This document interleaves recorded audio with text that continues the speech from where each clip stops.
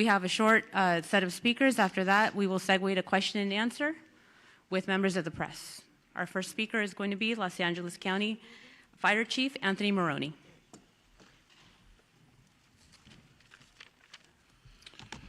So good morning. The Eaton Fire is now estimated to be 14,117 acres with 27% containment. We know that over 7,000 structures are damaged or destroyed, and we have 3,155 firefighting personnel assigned to the incident. 16% of our damage inspections for dwellings have been completed, and we're working on a process to allow residents in the affected areas to be able to go online to view their home if it has been damaged or destroyed. We know that elevated critical fire weather conditions will continue through Wednesday. The Los Angeles County Fire Department is prepared. These winds, combined with low relative humidities and low fuel moistures, will keep the fire threat in Los Angeles County very high. I asked our county residents in wildfire-prone areas to understand that the necessary public safety power shutoffs are important for our collective safety in preventing the next wildfire natural disaster. I would like to express my gratitude to the Los Angeles County Board Chair, Supervisor Catherine Barger, and Supervisor Lindsay Horvath for their leadership and unwavering support of our residents, my fire department, and me as fire chief. To our first responders battling these wildfires, thank you for your relentless and fearless dedication in protecting residents and property throughout this great county. And finally, to all LA County residents, please be assured that we will continue to battle these wildfires from the air and on the ground until they are fully contained. We stand alongside all of you as we begin repopulation of evacuated areas, establishment of disaster recovery centers, and the rebuilding of your homes, your communities, and your lives. I would now like to introduce my trusted partner in public safety, LA City Fire Chief Kristen Crowley.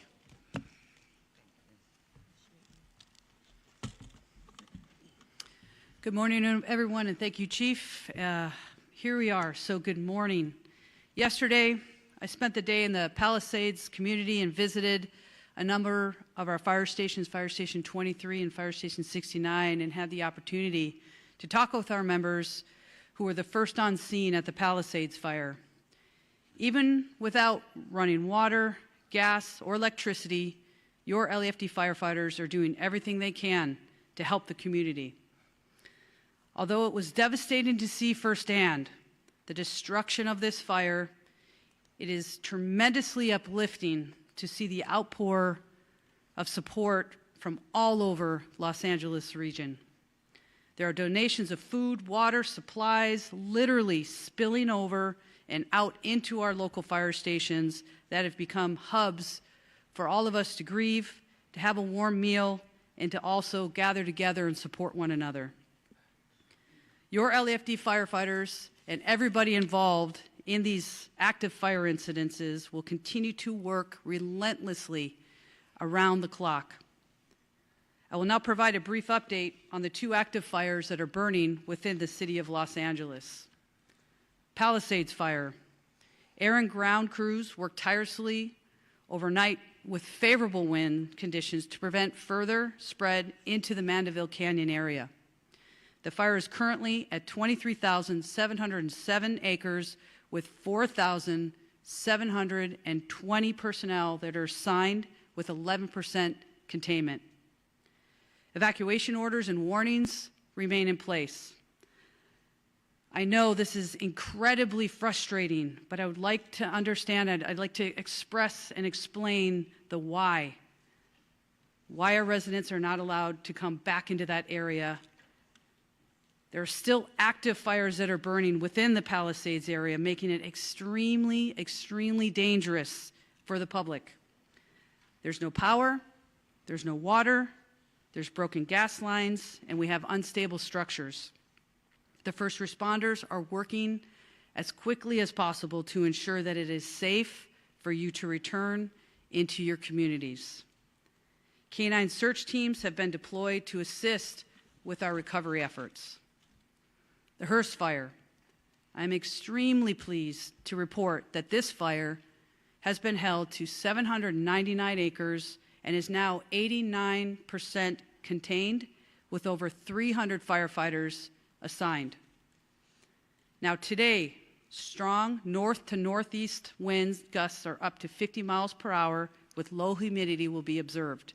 A red flag warning is in effect and will remain until 6 p.m. Wednesday evening. Strong Santa Ana winds are also expected to last through Wednesday, with the strongest winds occurring on Tuesday. With the next wave of wind events, I want to be very, very clear here. It's very important that the community understands that these wind events are coming into Los Angeles. I want to reassure you that Mayor Bass, Chief McDonald, and I are united and focused on exactly what we need to do to prepare the city with these next strong winds that are coming. Every available LAFD firefighter is on hand and will remain in place through this wind event. Additionally, firefighters continue to pour into Southern California region to bolster our firefighting capabilities. Next, I'd like to introduce LA County Sheriff Luna. Thank you. Good morning. I'd like to start off with talking about staffing. We've increased our LA County Deputy Sheriff staffing to about 1,200 personnel, and that probably will continue to grow. Many of them are on 12-hour shifts, which means 12 on, 12 off. They're working incredibly hard. They have been assigned close to 1,500 missions. And that a lot of work, a lot of good work that's still continuing. The missions continue to include hard road closures, traffic control points, roving security, welfare checks, evacuations as needed, requested by fire, and at times, when able to, escorts for essential services and need. We also have assigned at least 60 California Highway Patrol officers, split up for us, some at the Eaton Fire location, others at the Palisades location. I personally like to thank Commissioner Sean DeRee, who I will be meeting with. He's coming down here to thank him for his incredible help. National Guard deployment is still at approximately 400. They're assisting the following agencies: the Los Angeles County Sheriff's Department, the Los Angeles Police Department, the California Highway Patrol, Pasadena, Santa Monica, Arcadia, Azusa, and Sierra Madre. Yesterday, I submitted additional requests for more National Guard assistance, specifically to the Los Angeles Police Department and the LA County Sheriff's Department. So I'm hoping that you'll see additional National Guard personnel arriving today. I will be meeting with one of their very high-ranking executives later today. Evacuations for the Palisades and Eaton fires. These numbers are for both county and city area. They have dropped in the last couple of days, which is some good news. But as you hear, it's still a very fluid situation, and that could change. So be aware of that. We're at approximately 105,000 residents under evacuation orders and approximately 87,000 residents under evacuation warnings. I just want to remind everybody, if you are asked to leave and you're in an evacuation order area, your life is in danger. You need to leave. I know, and it's been stated already, a lot of our residents are trying to get back, and they're frustrated. I stopped by several checkpoints, both in Altadena and Malibu yesterday. I personally listened to residents, please let me back in. So I'm just going to say this. In driving around some of these areas, they literally look like war zones. There are down power poles, electric wires. There are still some smoldering fires. It is not safe. The minute it is safe, we understand the inconvenience, and every conversation we're having about evacuations, that depopulation conversation is continuously coming up. We do care. We want to get you back into your homes, but we can't allow that until it is safe for you to do so. In regards to arrest and criminal activity, we had several more arrests overnight, bringing our total to approximately, I'm going to say approximately because we're still trying to reconcile numbers, about 29, 25 in the Eaton Fire area and 4 in the Palisades area. I'm going to guess that Chief McDonald may talk about this, but when I was out there in the Malibu area, I saw a gentleman that looked like a firefighter, and I asked him if he was okay because he was sitting down. I didn't realize we had him in handcuffs. We were turning him over to LAPD because he was dressed like a fireman, and he was not. He just got caught burglarizing a home. So those are issues that our frontline deputies and police officers are dealing with.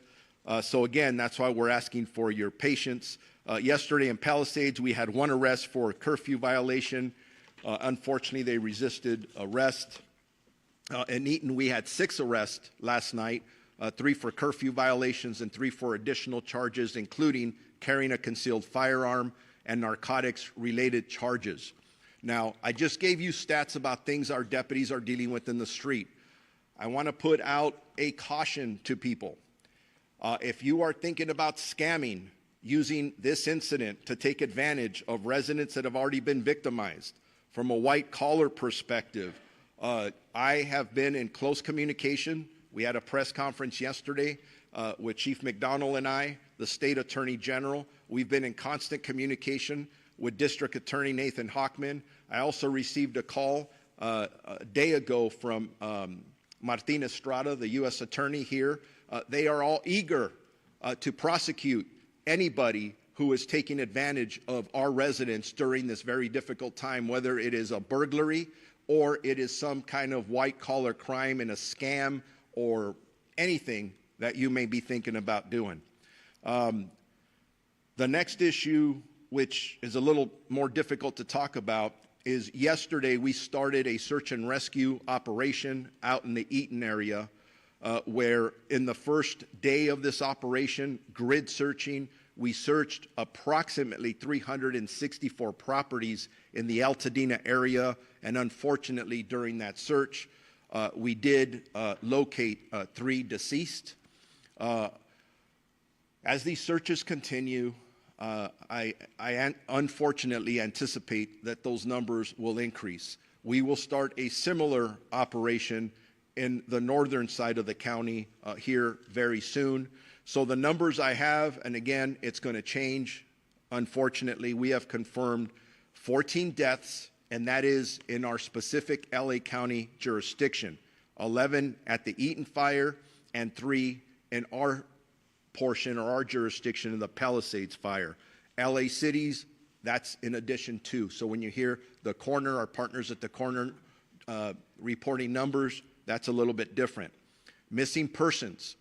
I cannot emphasize, because I'm getting text and calls, if you believe somebody is missing, please report it to your local law enforcement agency. Right now, with the Sheriff's Department, we have 16 missing person reports. We have 12 in Eaton and 4 in Palisades. If there's any good news, there's no juveniles that are missing within those numbers. But I know just coming here this morning, it sounds like we just got dozens and dozens more. I have to reconcile those numbers. We'll report them at a later time. Yeah, and then as I conclude, I know I talk about arrest. That is negative. Some of the things we're talking about are sad. But in this time of crisis, the calls for people wanting to help and donate are enormous. And that's who we are in the county of Los Angeles, the city of Los Angeles. So I just want to throw this out. If you are interested in donating food, money, clothing, whatever that may be, the Emergency Network Los Angeles, by visiting www.enla.org. And thank you for all of you who are amazing out there who want to help. And then if you want updated information about evacuation orders, warnings, or road closures, lacounty.gov/emergency. And with that, I'm going to turn it over to the Los Angeles Police Chief, Jim McDonald. Good morning. Thank you, Sheriff. In the wake of the devastating fires, I just want to acknowledge the incredible strength and resilience that our community has shown during these very challenging times. It's truly inspiring to see neighbors coming together to support one another. And as your Chief of Police, I want to assure you that the LAPD remains fully committed to your safety and well-being as we all move forward together. LAPD currently has over 600 officers deployed to these areas with support from the Los Angeles Airport Police, Port Police, and the National Guard, who has 100 soldiers assigned to the Palisades incident, and we're very grateful for their support. Excuse me. I want to just touch on, during the evacuation at the early stages, thousands of people fled their homes without notice and without much of anything but the clothes on their back. Traumatic experience, certainly, for everybody involved. We tried to be as compassionate as we could be by putting together escorts that provided limited access for people to get into the area very deliberately and be able to retrieve medication or pets in some cases. What we found was that was successful for those who we were able to accommodate, but the numbers became overwhelming. There was frustration, there were long waits to be able to do it, and we still tried to facilitate it, although we weren't able to do that for everyone. Today we need to suspend that practice effective immediately. We have search operations now beginning. We will have cadaver dog deployment, and that will result in crime scene preservation efforts, and then the recovery of remains, working closely with the LA County Coroner. Tomorrow, winds will be picking up, as you heard, further, complicating our efforts and creating an additional fire danger. And so the atmosphere is very continuously changing. We have to adapt to the conditions that are presented to us, and in this case, this is a modification that some will have difficulty with, and I apologize for that. We recognize the importance of protecting fire-affected areas, not just from the physical dangers left behind, but also from those who might exploit this tragedy. To that end, our officers are conducting increased patrols in the areas impacted by the fires. Identifying the cause of these fires is critically important. In conjunction with our partner agencies and led by the Bureau of Alcohol, Tobacco, and Firearms, we've created the Los Angeles Regional Wildfire Investigative Task Force, who's actively working to identify the cause of the Palisades fire and ultimately all of the fires that we have experienced. LAPD is still enforcing a curfew in Los Angeles City areas where mandatory evacuations are still in place. Last night we made an arrest for an individual who violated that curfew order. As Sheriff Luna referred to the night before, there were 3 individuals in a vehicle. They were stopped. They were where they weren't supposed to be. One had on fire jacket and a fire hat, and he was additionally arrested for impersonating a firefighter. We have people who will go to all ends to be able to do what it is they want to do to exploit the victims of this tragedy. LAPD, the order will remain in place tonight, curfew order from 6 p.m. to 6 a.m., and unless you're public safety personnel or some other disaster workers, you have no reason to be at these locations, and if you are in those areas, you will be subject to arrest. Enforcing a curfew is an important tool to keep the burn areas and evacuated properties secure, keeping looters out. This effort also helps protect public safety personnel who are operating in darkness in very difficult conditions. And as you heard previously, the threat there from gas lines, from electricity, down power lines, and many other, not to mention the toxic environment that exists in that area due to the fire that burned plastics and different types of composite material. We all know what the long-term effects of exposure to that can be. I won't go in here to the scams, and the sheriff referred to that, but there are a lot of scams. I would ask that for those of you looking to donate to fire victims, do so with caution. Before contributing, take time to thoroughly research the charity or organization that you're considering. Reputable groups will have clear information about their mission and proven track records. Websites like Charity Navigator and the Better Business Bureau are excellent resources to help verify their legitimacy. It's also good practice to avoid cash donations whenever possible, opting instead for secure, traceable payment methods to ensure that your contributions reach those in need. And if you come upon fraudulent donation requests, please notify us so that we can investigate. Together, we can prevent further harm and protect the generosity of our community.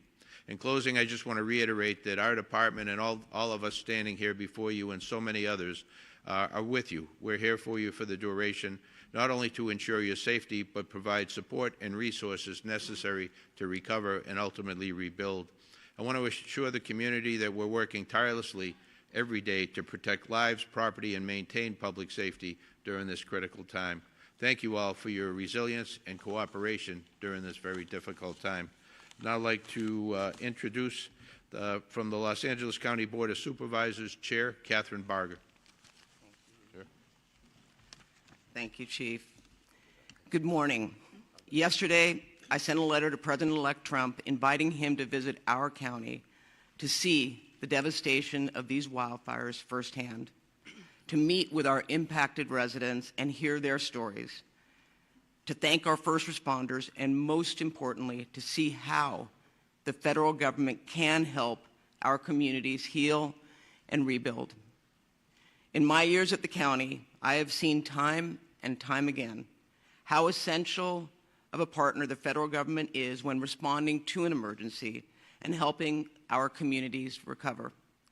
I look forward to welcoming President-elect Trump to our communities so he can see the desperate need, but also the incredible opportunity, hope, and perseverance of our impacted neighbors. It is in seeing this hope that I am confident that our communities will recover and rebuild. I also met with representatives from the state yesterday and discussed what we will need to rebuild LA. Legislative leaders committed to working with the county to cut the red tape that will slow and limit residents rebuilding their homes. I also want to share that California Governor Newsom announced a sweeping executive order this morning related to the rebuilding efforts. Notably, he is suspending CEQA reviews and California coastal permitting for reconstruction of properties substantially damaged or destroyed in the fires devastating Los Angeles County. I also appreciate the directive to state agencies to identify additional permitting requirements that can be safely suspended or streamlined to accelerate rebuilding and make it more affordable. I want to thank the governor for hearing my request and taking swift action to ensure that our residents will not be burdened by unnecessary requirements as they begin the process of recovery and rebuilding. We are also going to need full partnership from the county, city, state, and federal governments. And I am committed to bringing everyone to the table for the betterment of our residents that right now are in tremendous need. Every day since these fires began, I have gone out to the impacted communities to hear directly from our neighbors and see the devastation for myself. I'm also meeting with multiple times a day with our incident command. The focus, sacrifice, and determination of our firefighters and our first responders is unmatched. And I have no doubt that they are doing all they can to protect our communities and that they are going to get these fires out. There have been so many questions about availability of resources for impacted residents, specifically the resources available through FEMA. Yesterday, the county announced they will be hosting FEMA staff at 7 and now 8 libraries for residents to get direct assistance for disaster relief. For fire victims in the San Gabriel and Crescenta Valley areas, libraries include La Crescenta, La Cañada Flint Ridge, Live Oak, Temple City, San Gabriel, and Alhambra. For fire victims in the West LA or in the San Fernando Valley, libraries include West Hollywood and San Fernando. They will be open from 9 a.m. to 5 p.m. today and tomorrow. And following this, the local assistance centers that will be co-located with FEMA disaster recovery centers will be opening soon. Additional information will be announced in the coming days. While fighting the fires remains our top priority, we are rapidly deploying resources to ensure that the displaced residents have access to the resources they need in the short and the long term. My commitment to these that are impacted is simple. I'm going to see this through with you. We will not let up using every resource to fight existing fires. Displaced residents will be served to the highest level as we address your housing, welfare, health care, and economics needs. I met a couple yesterday who lost their home, and the business burned down and he lost his job, and they have no insurance. People are suffering. And when we rebuild, I can assure you that the county will lead the restoration of neighborhoods that are safe, prosperous, and reflect the beautiful and loving community that has always stood there.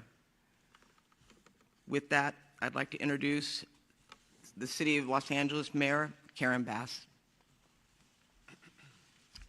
Good morning, everyone, and thank you, Supervisor, and let me assure you that you will have a full partner in the City of Los Angeles.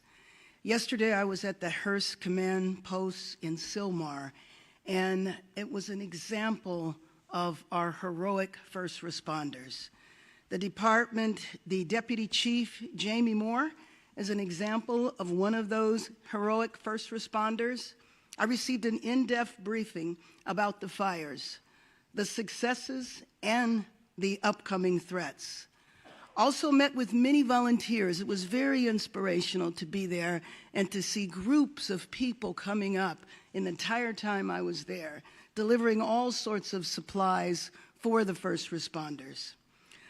It was an example to me of the spirit of our city and how we need to continue to act in a unified manner. Those people that are affected by the fires, we give all of our possible support to, and those people who are not affected by the fires, but who are willing to come out and volunteer and help. We will be prepared, we will get through this, but it takes the unity and the spirit that I saw yesterday to make sure that Los Angeles comes out of this a much better city. As we fight these fires, my office is already working to make sure that we can rebuild as fast as we can by cutting through the bureaucracy that holds us back even in normal times. I want to join the supervisor in thanking the governor for his action this morning. That will go a long way to making Los Angeles stronger than ever. And the generosity we are seeing proves that we will. More than 13,000 people have donated over $6 million to the California Community Foundation's Wildlife Recovery Fund. Please join them in supporting the most vulnerable people affected by the fire at calfund.org. Also support the Los Angeles Fire Department Foundation at supportlafd.org. Let me thank every Los Angeles firefighter and the thousands of firefighters from across the state, the nation, and even the world. People are coming from everywhere to help us and make sure that we are ready for the days ahead. So to them, I want to say thank you. For Angelenos impacted by the firestorm and for Angelenos looking to help, the city has created an online hub at lacity.gov to create a single place for people to go for assistance or to find ways to help our community. This includes evacuation zones, FEMA support, resources for small businesses, and more. In the upcoming days, you will see as we continue to fight the fires, prepare for what is to come this week, but we will also prepare for our recovery. Thank you.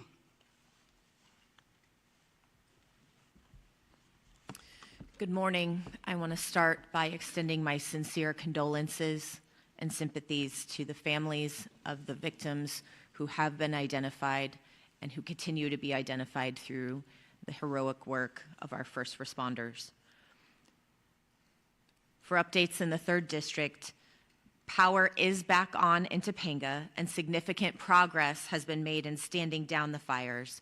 I want to thank everyone who's on the front lines in Topanga. I was personally there. I know we're working on the generator issue at the library, and I thank everyone who is staying strong in Topanga to protect that special area. Grateful, again, last night for the firefighters who also worked to protect the Mandeville Canyon area. The chief and I were on site last night and witnessed firsthand the heroic efforts that are happening there, and I know will continue to happen throughout the day to protect the region. SoCal Gas is starting to restore connections in Malibu today as well. Shifting gears to our public health issues, LA County is currently under a local health emergency. This is also declared by Secretary Becerra. Our smoke advisory has been issued that will be likely extended through next week. Malibu, Pacific Palisades, Altadena, Pasadena, downtown Los Angeles, and areas nearby the fires currently have unhealthy air quality. Everyone in areas with visible smoke or the smell of smoke should limit outdoor activities. If you must go outside, we strongly recommend wearing an N95 or 9100 mask to remove smaller particles from the air. At home, close your windows and your doors. Run air conditioning or air purifiers and check your filters regularly. In your car, close your windows or your vents. Turn air conditioning on to recirculate. Do not use leaf blowers or other actions that will push ash into the air. I know we're working to clear areas. We're not using these blowers. There is currently a do not drink notice for Pacific Palisades and adjacent communities north of San Vicente Boulevard under evacuation notice. LADWP is distributing bottled water at the Westwood Recreation Center and adjacent to the Brentwood Country Club. Please continue to follow all drinking water advisories. LA County Department of Public Health is also currently providing N95 masks at all evacuation shelters and to community-based organizations. Due to ocean contamination, please avoid the beaches at the following locations: Malibu Point at Surfrider Beach near Malibu Tower 3, 100 yards up and down the coast from Lifeguard Tower 3. Solstice Canyon at Dan Blocker County Beach, 100 yards up and down the coast from the creek. Inner Cabrillo Beach in San Pedro. Additional county resources, as you heard, FEMA staff are available to provide assistance at 8 county libraries today. We also are providing additional mental health support, and you're able to call 800-854-7771. For more information, continue to check emergency.lacounty.gov for the latest updates and resources. I want to echo my thanks to the governor for his swift action, as well as to the President and Vice President of the United States who personally reached out to extend their support. I want to conclude with my deepest gratitude to all of our first responders who are fighting tirelessly to keep us safe. I know we're trying to help get you a break before the red flag event begins, but I know deep down you will not let us down, and you're going to persevere, and we will have your back. Thank you.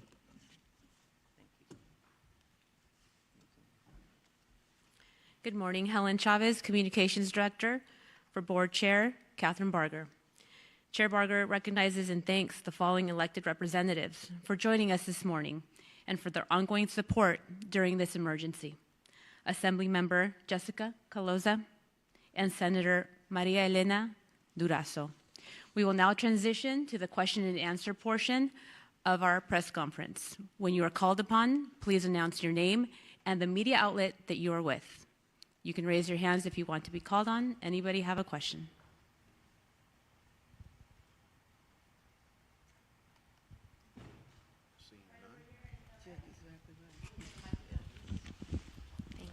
Okay. I'm Bianca Beltran with NBCLA. You spoke about the arrests that were made overnight in recent days. Can you speak to the biggest challenges when it comes to access in these fire areas? And do you find that these individuals are from the area or coming from further away? Thank you.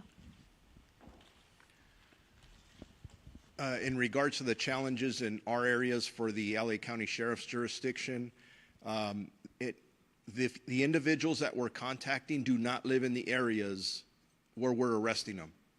We're finding out they have zero business being in these areas. So I do want to reiterate to our communities, if you do not belong in these affected areas, do not go there. You are subject to arrest. I listed some of the charges. We are contacting people, and we are finding a variety of things, including people with firearms, with narcotics. Don't go there.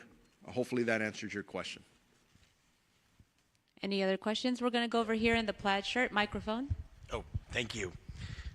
Oh, okay.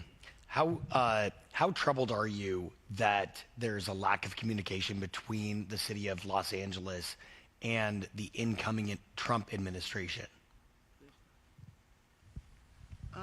There isn't a lack of communication between the city of Los Angeles and the incoming Trump administration. I have spoken with representatives of the incoming administration. I'll be talking more about that in the coming days. Mayor Bass, where do conversations stand about long-term housing for the displaced? Well, you will hear more from us this week in terms of moving into the recovery phase. There's a lot of things that we need to do, but one of the things that we're looking at, and you know, something I've been working on for a long time in terms of expediting the process, but given this emergency, looking back at efforts that had taken place in the past and how we move full stream ahead. And this is where I was saying that we're going to be lockstep with the county because we need to cut through the red tape that has always been a problem. But now it's over. We absolutely have to get past this and get the rebuilding going as fast as possible. Thank you, Mayor Bass. Any other questions? We're going to go right here in the middle. Name and media outlet. Hi, this is Kirsten with KCAL News. On the missing people, I understand there was the Family Assistance Center that was opened in Pasadena. Is that still open? And I mean, how many are you talking about that are still unaccounted for?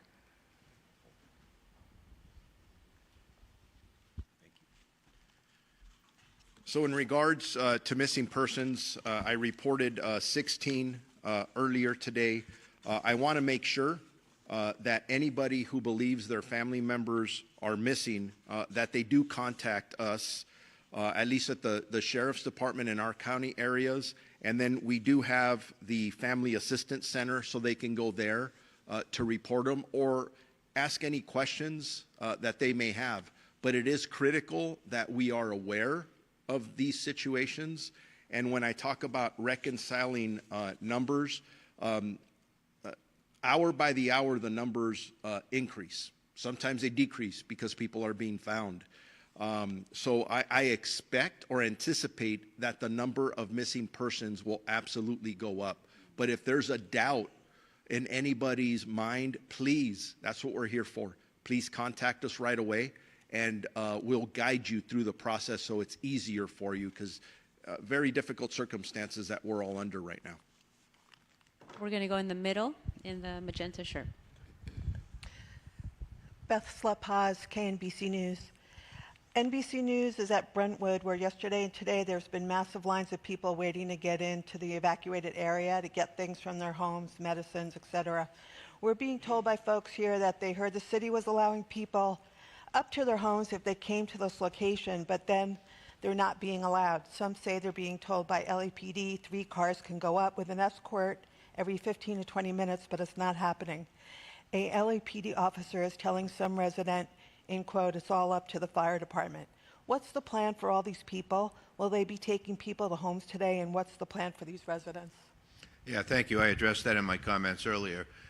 We had tried to facilitate as best we could, people going in for a very short time, escorted, the situation controlled, to get medication and in some case small pets. In the early days in particular, that got unwieldy. Many people came out. They wanted to see, understandably, their property and the condition of their property. Today, effective today, we've stopped that practice, and as we move forward, we'll reassess down the road.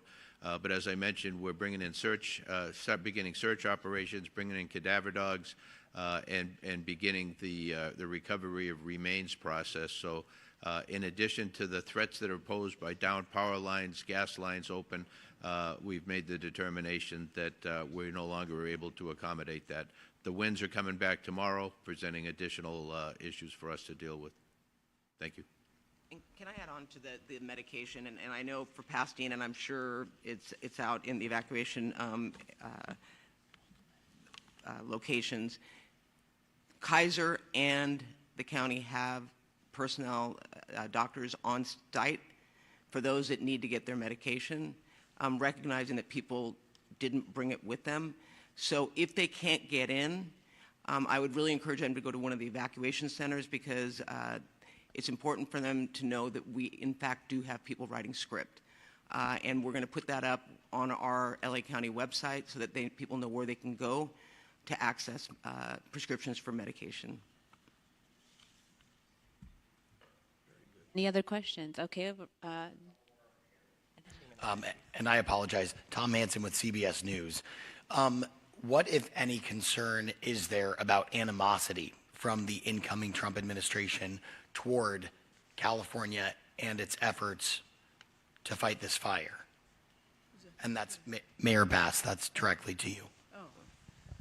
Actually, I'm not worried about that. I mean, I joined in the invitation to the incoming president to come to Los Angeles. I joined with the supervisor and the governor, spoke directly with the incoming administration yesterday. It was a fine call, so I'm not concerned about that. There are also, as I mentioned before, a number of my former colleagues who are up for confirmation. I feel like I will have good relations there. Is the incoming president expected to come here? I believe so. I mean, it was a positive response yesterday. Yeah, you know, I will say, knowing what I know, and I represent Altadena, which is probably the most diverse community that in the 5th District, this is the exact constituency that he was talking to. You've got socioeconomics from all walks of life, and they are suffering. So I am confident that this president will come. Well, my conversation also yesterday was throwing around possible points of timing. No. Okay. And then, sorry, just one more question. So we are expecting severe gusts of wind in the coming days. Is the city prepared regarding fire hydrants and water pressure? I believe the city is prepared. I'm going to receive reports in a couple of hours from a couple of the other city departments. And Chief, if you want to expand on that. Thank you. Thank you. I'm sorry, Chief. Any other comments? Okay, thank you. And go ahead, over Could you clarify the total death count related to the wildfires? And if I could also clarification or guidance from the health departments regarding the air quality for residents. Thank you. I can confer for the Los Angeles County jurisdictional areas that we are at 14 deaths. That's 11 in the Eaton area and 3 in the Palisades area. But that's just for Los Angeles County. Los Angeles would have different numbers, and the city of Pasadena may have different numbers as well. I would say that the best source for that is the LA County Coroner's Office, because they encompass the entire county of Los Angeles, including the jurisdictions I just mentioned. Yeah, hi, Anish Mahajan, Chief Deputy Director at LA County Public Health. The air quality is improving as we have seen the smoke lessen with the better containment of the fires. At this time, the South Coast Air Quality Management Division is indicating a smoke advisory specifically in those areas close to the fires in the northwest component of the county. County residents should continue to monitor the air quality index, the AQI levels, wherever they are, but we are seeing improved AQI numbers. And so we encourage residents who are closest to the fire, who are smelling smoke or seeing it, who have the AQI levels in the unhealthy zones, to be using masks when they're outside. Any other questions? All right. Thank you so much. Oh, we have? I'm sorry, I'm blocked. Go ahead. Sorry. It's Simon Bowie, CBS Network News. Just clarity on the discussions with the incoming administration about a visit or communication regarding this disaster. Just to be clear, has Mayor Bass, have you or you, Supervisor Barga, or has anyone in the governor's office actually had a conversation with the president-elect since this disaster has happened? He's been on social media making lots of comments. I have not criticizing had the a response. conversation directly with the incoming president. So it's only been with this administration, not with him. And Supervisor, same thing, same question to you. No, I sent my letter yesterday. I'll be following up today. We have been in discussions similar to what Mayor Bass said with high-ranking people within the incoming administration. Obviously, it's a work in progress, but there is no question in my mind that we will be touching base with him. The sitting president was here earlier this week. Is it not disturbing that nearly a week after what could ultimately be the worst disaster in the state's history, that no one in leadership at the county, local, and seemingly the governor's level has had a conversation with the incoming president? Well, given the fact that the administration is being put together, I don't necessarily agree with you on that. Okay. I have another question about the forecast for next week. The forecast going Monday night into Tuesday is calling for winds up to 75 miles or higher. Looking at preemption, are the hydrants working again in the Palisades specifically? Question one. Question two, are water trucks going to be displaced throughout the county and the city preemptively? And also, has there been any conversation, or maybe they're already happening, preemptive frost check drops on areas where homes are right next to very wooded areas, or like, we had Mandeville Canyon the other day, while we have cooperative wind conditions? Is that stuff being done? We're just curious. Yeah, good morning. I can address the water truck or water tender situation here in LA County. I haven't explained before that on Wednesday, CAL FIRE, after coordination with LA County Fire Department, did request 70 water tenders to come into the area for our multiple fires. They have arrived. We have lots of incident water tenders available to us. All of the reports that I've received is that the LA County water system is ready and it will be prepared to assist us in fighting a wildland fire. Your concerns with the FOSCHEC drops, CAL FIRE and our federal partners who drop fire retardant only use products that are qualified and on a list. So we're not dropping any products here in LA County that aren't approved. I believe that the use of retardant is safe and it's effective. I know that there's been some social media postings that it is not. I consider that the sinister side of social media, where they're trying to divide us, and we've seen that already. But everything we're doing is approved, it's appropriate, it's efficient, and it's effective. But we are prepared for the upcoming wind event. Chief Crowley? Chief Crowley, any comment from you? Yes, so also just to add off of that, I wanted to make sure that everybody understands, as these additional resources are flooding into our region, the helpful part of that is it's freeing up our other local resources. So as we continue to move forward and pre-deploy fire, air, ground, the more resources that are flooding in to help us with our current fires, the better we are prepared to pre-deploy, knowing that this wind event is coming. I just wanted to add that on top of what Chief Maroney said. Thank you, Chief. And we're at the end of our press conference. I'm happy to help support one-on-one interviews. So please come forward if you still have questions. We will connect you with the appropriate spokesperson. Thank you.